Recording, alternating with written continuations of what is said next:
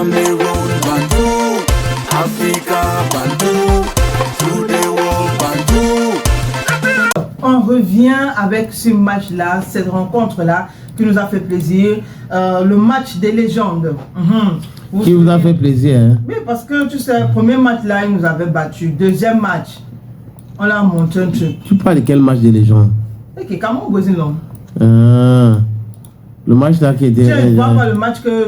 Deuxième match là qu'on avait joué, juste qu'on a changé le gardien. Là, il y a un gardien qui est entré là. Oh, Seigneur Jésus. Non, même le truc du match là, quand ça avait déjà commencé avec les polémiques, moi-même j'avais compris qu'il y a quelque chose qui ne va pas avec le... Donc c'est pour ça que tu vois que... Bref. Il n'y avait pas trop d'intérêt. Parce que oui, les polémiques avaient déjà commencé. Ok. Donc, pour revenir sur cette rencontre des légendes là, entre les légendes brésiliennes et les légendes camerounaises, il faut dire qu'on a un communiqué qui circule sur la toile, voilà, signé depuis le 17 décembre 2024. Oui. Communiqué dans lequel le prophète de l'océan accuse Tony Obama, voilà, celui-là qui était donc responsable de l'organisation. Et les présidents de filière banane plantain. Voilà. Oui, mais le scandale avait été déjà porté au grand jour quand les gars étaient bloqués à Kribi. Tout le monde était déjà au courant. Parce qu'on a essayé aussi de faire taire, je ne sais pas si je vais dire les rumeurs, mais tout ce qui se disait. C'était média. Ils se sont battus à faire taire cette histoire au plus vite. Oui. Après, nous faire croire, genre, ok, il n'y a rien, tout a été réglé, voilà, les Brésiliens. Mais je pense que nous avons parlé de ça ici, que les gars avaient des difficultés du côté de Kribi. On voulait les imposer un hôtel. Les gars ont dit niet, et le préfet de l'océan aussi était mis au courant par rapport à cette histoire. Donc il avait fait son rapport depuis longtemps. Et le rapport surgit juste après que le président de la République, Paul Barthélémy Biyabi Vondor, a félicité Tony Obama en demandant aux jeunes de prendre l'exemple sur lui. Je crois que c'est parti de là, où les gens ont encore publié que mais comment ils ont fait pour pouvoir tromper la vigilance du président, alors que voilà ces messieurs qu'on est en train de parler de lui, voilà ce qu'il a fait, voilà. Je crois que c'était en quelque sorte ça.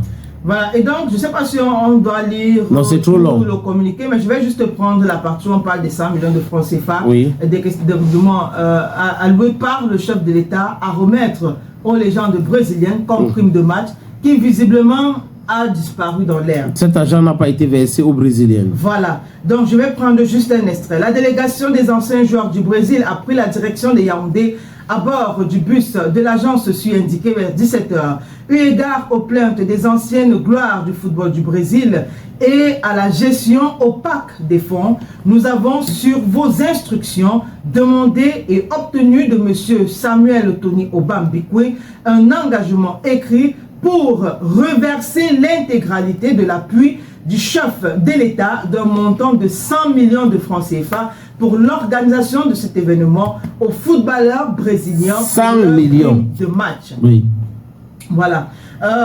Il importe de relever que par ailleurs, que M. Samuel Tony Obama Bikwe, président du centre d'incubation de la filière banane plantain de Mbédé, s'est toujours fait remarquer par l'organisation des événements d'envergure impliquant chaque fois les hautes personnalités et certains étrangers sans toutefois être à mesure de prendre le minimum de dispositions nécessaires pour le respect de ces engagements.